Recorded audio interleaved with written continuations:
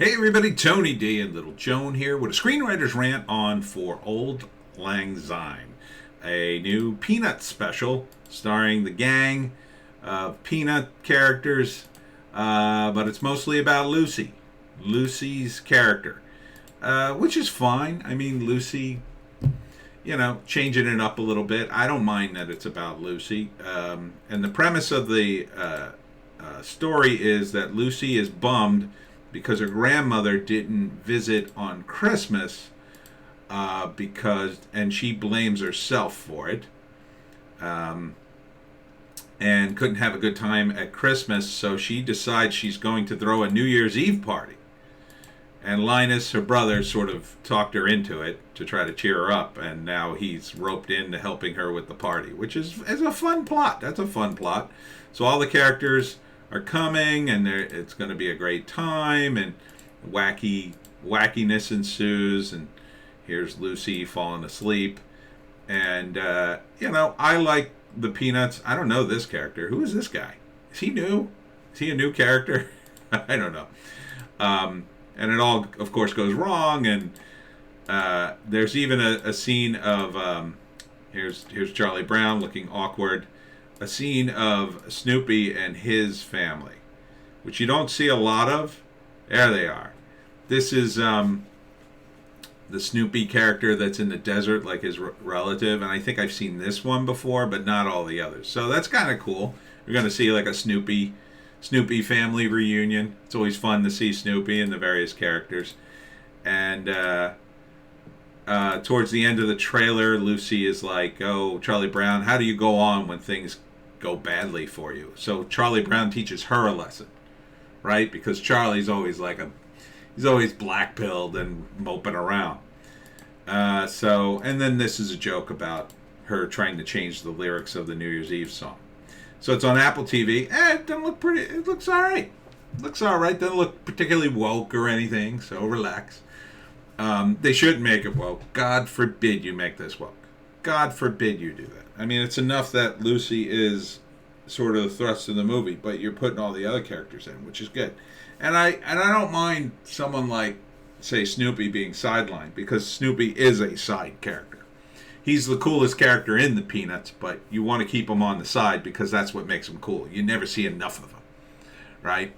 Maybe once in a while, you do something with the Red Baron or whatever, but that's fun.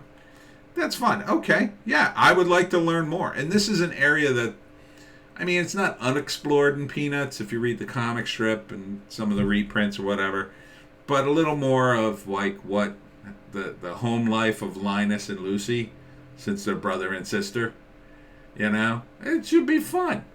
It should be fun. And it goes along with their characters, right?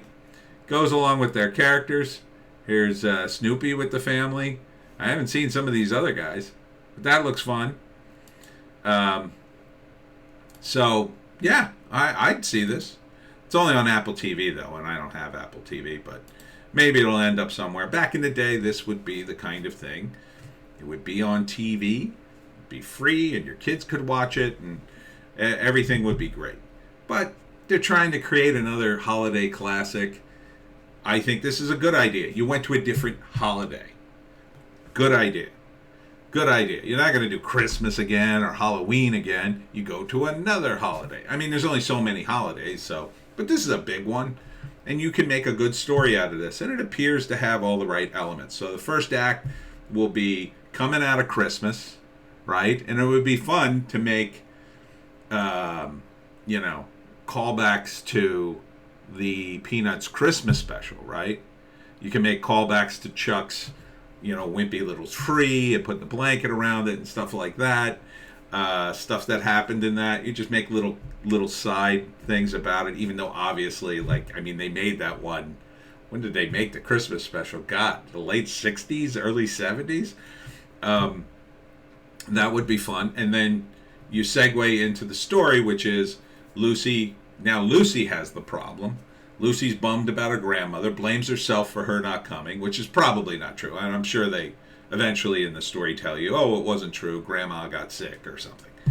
And then the second act is she's planning this crazy party for New Year's. and she ropes in Linus. She's, maybe in the beginning of the second act, she's trying to figure out what she's going to do, and she talks to Linus and ends up talking to Charlie Brown, and she eventually comes to go, oh, I'm going to throw a big party and it'll be fancy. And then it's all about the planning of the party in most of the second act. And then the third act is the actual party. And then it all goes wrong. And then the big resolution is, how do I get through this? How do I get through this? And surprise, surprise, Charlie Brown has the answer, and she uses Charlie Brown sort of as a guide, and Charlie's wisdom in that area, because he's always so bummed out and depressed, kind of gets her through it. And then she, maybe she lets him kick the damn football. Let him kick the football, Lucy. So good. I can get behind this as long as it's not woke. Don't make it woke. Don't make it woke. You make this woke, and you will regret it. Don't ruin Peanuts.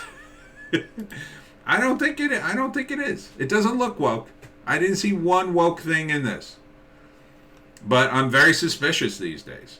I mean, it's Apple TV, and this is for little kids. I mean, Peanuts is for everybody, but it's mainly for little kids.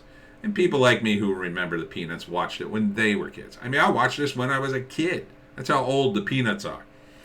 So, don't woke up the legacy of Charles Schulz. And that's it. That's it for this video. Check me out on Bitchute and Rumble for the more base takes.